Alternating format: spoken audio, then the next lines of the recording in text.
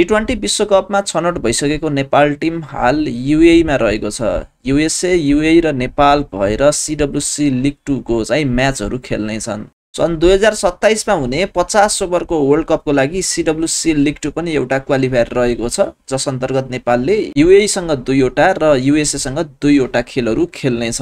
तपाईहरुलाई मैले यहाँनेरबाट फुल फिक्सर्स पनि देखाइदिन्छु।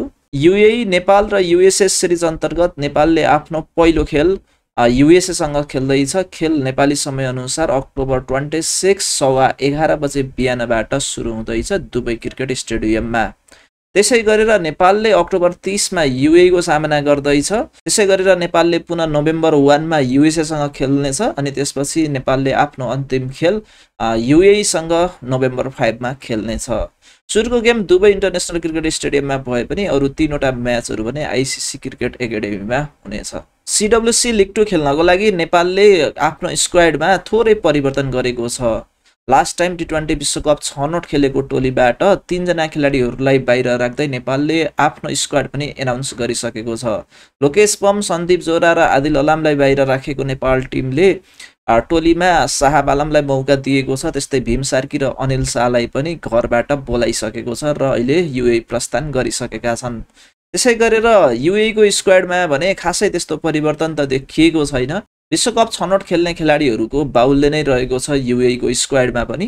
त्यसै गरेर युएसए को स्क्वाडमा पनि हामीले केही नयाँ अनुहारहरू पनि देख्दै छौं र केही खेलाडीहरू नेपालमा पनि आएर हैन नेपाल टी20 लिगहरू खेलिसकेको खेलाडीहरू पनि छ, एनपीएल खेलेको खेलाडीहरू पनि रहेका छन्। हामीले सिडब्ल्युसी लिग 2 को टेबल हेर्ने हो भने नेपाल अहिले 7औं स्थानमा रहेको छ। त्यसै गरेर युएई 8औं स्थानमा रहेको छ अथवा पुछारमा रहेको छ भने युएसए चाहिँ अहिले दोस्रो स्थानमा रहेको छ र एकदमै सफल मानिन्छ युएसए क्रिकेट टिमलाई यो ओडीआई सिडब्ल्युसी लिग 2 मा। सिडब्ल्युसी लिग 2 का 8वटा टोलीहरूले जम्मा जम्मी 36वटा खेल खेलिसकेपछि टप 4 मा रहने टोलीहरूले चाहिँ विश्वकप छनौट खेल्न पाउनेछन् भने बटममा रहेका टोलीहरू भने प्लेअफबाट फेरि विश्वकप छनौटमा पुग्ने चाहिँ एउटा मौका पाउनेछन्।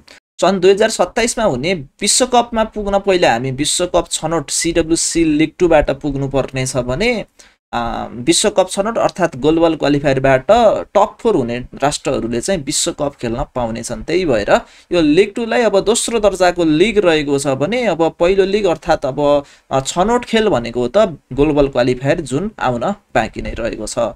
नेपाल क्रिकेट टिमले यो भन्दा अगाडि स्कटल्यान्ड सिरिजबाट 3टा जित निकाल्दै नेपाल पोइन्ट्स टेबलमा डबल फिगरमा चाहिँ पुगेको छ पक्कै पनि। र अब नेपालले यहाँनेरबाट फेरि राम्रो नतिजा निकाल्यो भने बिस्तारै नेपाल पनि टप 4 को रेसमा अगाडिपट्टि बढ्नेछ। नेपाल क्रिकेट टिमलाई युएसए र युएई को अगेन्स्टमा 4वटा खेलमा 4वटैमा जित निकाल्दै अगाडि बढ्नको लागि धेरै भन्दा धेरै शुभकामना दिन चाहन्छु। Thank you so much. Like गर्नुहोला, शेयर गर्नुहोला, फलो र सब्स्क्राइब गर्नुहोला। Bye bye.